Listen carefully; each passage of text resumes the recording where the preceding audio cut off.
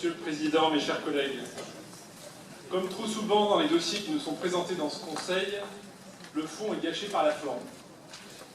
Car comment ne pas être impressionné par le travail réalisé sur ce schéma directeur des énergies? On voit bien à la lecture de ce document qu'on lui a consacré du temps et de la réflexion. Les objectifs ambitieux retenus, et qui n'ont pas donné lieu à beaucoup de discussions préalables entre nous, sont proches de ce que l'État souhaite définir à l'horizon 2030, sauf pour notre capacité à mettre en œuvre des énergies renouvelables et de récupération, où ne nous jouons pas dans la même catégorie, avec un objectif d'atteinte de 17% d'énergie renouvelable dans notre mix de consommation, contre un objectif national de 40% sur la même période. Il est dit à plusieurs reprises qu'en milieu urbain, c'est plus difficile à atteindre. Il nous semblait qu'au contraire, la densité que vous avez tant mise en avant ces dernières années permettait d'appliquer au plus grand nombre et rapidement des mesures fortes d'éco-citoyenneté. Il semblerait que cela ne soit pas le cas. Pour ne pas être accusé de malhonnêteté intellectuelle, nous dirons qu'il y a évidemment du positif dans la batterie de mesures qui nous sont proposées. Nous approuvons toutes les actions visant à l'amélioration thermique de l'habitat et à l'effort budgétaire très important qui va en découler, ça a été dit, 31 millions d'euros par an pendant 10 ans pour éco-rénover. Sur les collèges, là aussi, nous avons hérité d'une situation compliquée, avec des bâtiments qui, pour certains, sont de véritables passoires thermiques.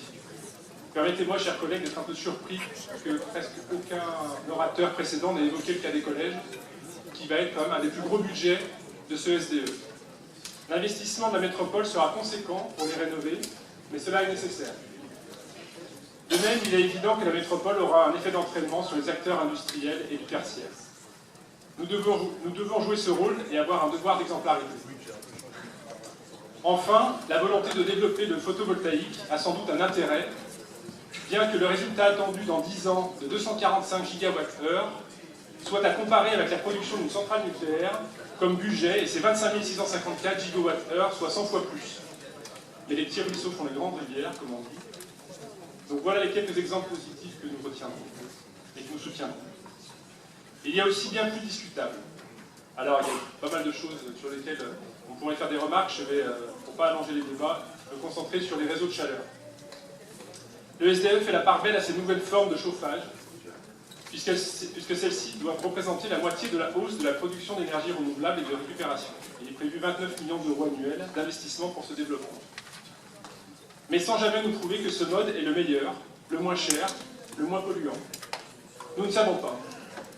Nous avons juste des échos sur les coûts d'exploitation de ces réseaux qui seraient plus élevés que prévu. Certes, c'est un sujet complexe qui nécessite à la fois une certaine densité urbaine, une anticipation des réserves foncières et une coordination pointue entre de nombreux acteurs. À propos de coordination, on aurait pu espérer que les mairies soient un peu plus considérées dans ce document. L'action numéro 98 du SDE, vous avez tous sur vos tables, intitulée « Renforcer la dimension métropolitaine des réseaux de chaleur » est assez édifiante. Les mairies n'existent pas, tout simplement.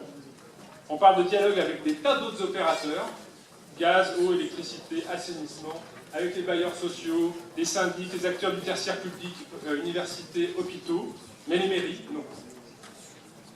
Nous avons eu une illustration grandeur nature sur le plateau Nord cette année, de la façon dont vous déconsidérez le rôle des communes de la métropole.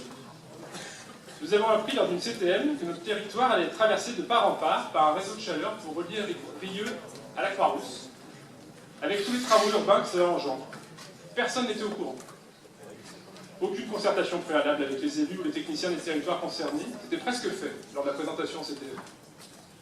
Monsieur le Président, il est inutile de porter votre bonne parole aux habitants de la métropole dans des belles rencontres qui n'en sont pas, si parallèlement vous court-circuitez les collectivités qui connaissent le mieux leur territoire. Imagine-t-on demain que la métropole débarque sur une commune pour construire un réseau de chaleur urbain sans que la commune en question n'ait été consultée?